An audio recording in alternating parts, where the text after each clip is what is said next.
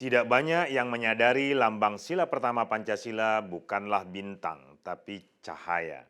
Sama halnya banyak yang tidak menyadari kalau lambang sila kedua Pancasila adalah rantai, petak, dan lingkar. Begitu pula dengan lambang sila ketiga. Mayoritas orang menganggapnya adalah pohon beringin, padahal yang mengusulkannya lebih spesifik menyebutnya pohon astana. Sila simak selengkapnya video ini sampai akhir. Saudara-saudara sebangsa dan setanah air, lambang negara Elang Rajawali Garuda Pancasila atau lebih dikenal dengan Garuda Pancasila adalah rujukan paling representatif dan otoritatif untuk kita memahami Pancasila. Cara terbaik untuk memahami Pancasila adalah dengan mengenal nilai-nilainya yang disusun oleh para pendiri bangsa sedemikian rupa pada lambang negara Garuda Pancasila. Ada 3 komponen utama yang terdapat pada Garuda Pancasila. Pertama, figur burung Garuda. Hampir semua kita sudah hafal 17 helai sayap Garuda, 8 helai ekor Garuda, 19 helai bulu bagian bawah Garuda, dan 45 helai bulu bagian leher Garuda adalah perlambang Hari Kemerdekaan Republik Indonesia 17 Agustus 1945. Kedua, tulisan Bhinneka Tunggal Ika pada selembar pita putih yang ada dalam cengkraman kaki burung Garuda adalah semboyan yang mengajarkan kepada kita bahwa walau kita beraneka ragam, pada hakikatnya bangsa Indonesia merupakan satu kesatuan. Sebuah filosofi luar biasa tentang persatuan dan toleransi dalam perbedaan yang diwariskan oleh Empu Tantular dalam kitabnya Sutasoma 7 abad silam.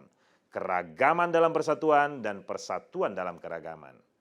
Ketiga, yang sering abai dipelajari dan dipahami oleh mayoritas rakyat Indonesia adalah perisai di dada Garuda yang di dalamnya terdapat simbologi sila-sila Pancasila yang tersusun dalam konfigurasi yang harmoni dan dinamis. Tanpa perisai tersebut, Garuda hanyalah Garuda. Dengan adanya perisai tersebut, maka ia menjadi Garuda Pancasila. Pada perisai tersebut tersusun 5 sila dari Pancasila. Sila pertama, ketuhanan yang Maha Esa. Umumnya orang melihat bintang sebagai simbol sila pertama. Namun Muhammad Natsir yang mengusulkan lambang sila pertama ini menyebutnya dengan nur, cahaya.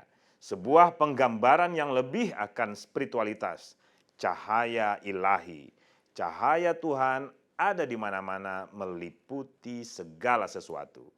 Sila kedua, kemanusiaan yang adil dan beradab. Mayoritas masyarakat kita tidak menyadari bahwa lambang rantai pada sila kedua ini adalah rantai petak lingkar. Diusulkan oleh Sultan Hamid II dari Pontianak. Diadopsi dari kalung rantai yang biasa dipakai oleh suku Dayak yang menggambarkan regenerasi.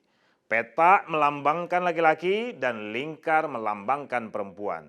Jadi dalam konstitusi kita, perempuan dan laki-laki kedudukannya sudah sederajat.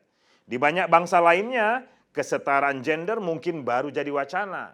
Tapi pada bangsa Indonesia, ia sudah mewujud sebagai nilai dari dasar negara. Karena itu, sejak dari pemilu pertama di Indonesia, perempuan sudah punya hak suara. Kontras dengan Amerika Serikat misalnya, di mana perempuan baru punya hak suara 70 tahun setelah pemilu pertama mereka selenggarakan. Sila ketiga, Persatuan Indonesia. Umumnya orang menyebut pohon beringin sebagai simbol sila ketiga. Namun yang mengusulkannya Raden Mas Ngabehi Purbacaraka lebih spesifik menyebutnya pohon astana. Pohon astana biasanya ditanam di depan keraton kerajaan di masa lalu. Tempat di mana raja dan rakyat berkumpul membicarakan persoalan kehidupan bersama. Maknanya sangat mendalam. Kekuasaan harus menyatu dengan rakyat. Penguasa tidak boleh berjarak dengan rakyat. Penguasa harus hadir di tengah-tengah rakyat, harus mengayomi rakyat. Sila keempat, kerakyatan yang dipimpin oleh hikmat kebijaksanaan dalam permusyawaratan perwakilan.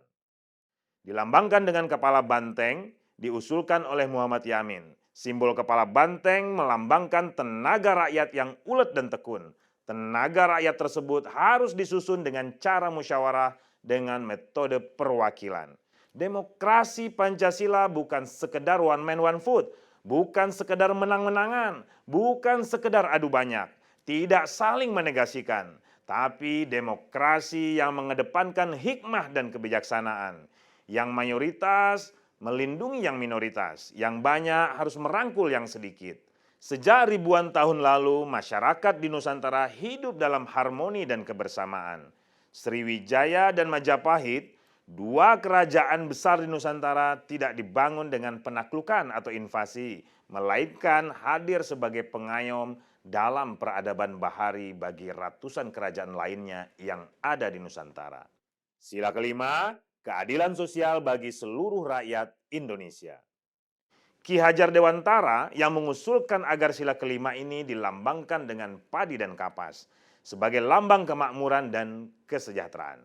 Tujuan bernegara haruslah bermuara pada kemakmuran dan kesejahteraan seluruh rakyat Indonesia. Setiap warga negara harus dipenuhi haknya oleh negara. Tidak boleh ada satupun golongan atau pihak yang terabaikan.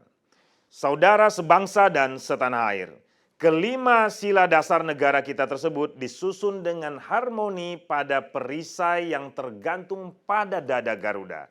Terdapat dua perisai, yaitu perisai luar yang berwarna merah putih, di mana tersusun sila 2, 3, 4, dan 5, diikat oleh perisai dalam yang berwarna hitam, di mana terdapat sila pertama. Perisai inilah yang akan menjadi pandu bagi kita bagaimana membaca dan memahami Pancasila. Perisai luar yang berwarna merah putih menandakan urutan dan arah membaca sila-sila Pancasila.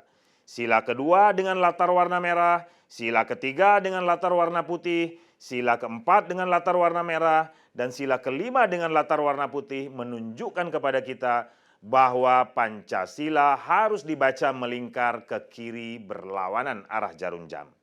Pancasila tidak tersusun hierarkis dan linier, tapi dinamis melingkar ke kiri, di mana di tengahnya terdapat sila pertama dengan latar hitam pada perisai dalam. Di balik gerak melingkar tersebut terkandung makna yang egaliter, dinamis, dan dialektik. Jauh dari struktur hierarkis, linier, dan positivistik. Karena itu, tak ada tempat bagi otoritarianisme dalam masyarakat Nusantara. Adapun putaran melingkar ke kiri melawan arah jarum jam melambangkan semangat perlawanan terhadap kolonialisme dan imperialisme sekaligus menyadarkan kita akan asal-usul.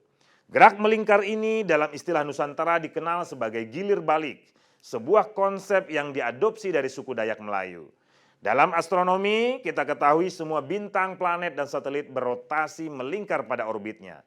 Dalam peradaban Islam dikenal dengan istilah tawaf.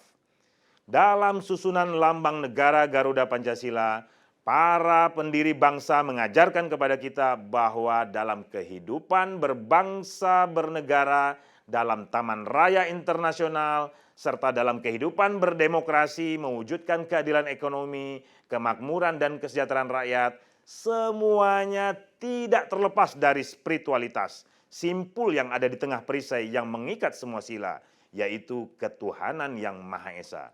Semua sila tidak boleh terpisah dari sila ketuhanan.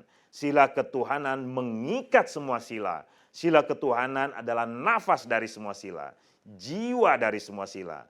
Begitu indahnya, tak ada dikotomi antara kebangsaan dan spiritualitas. Semua menyatu dalam harmoni.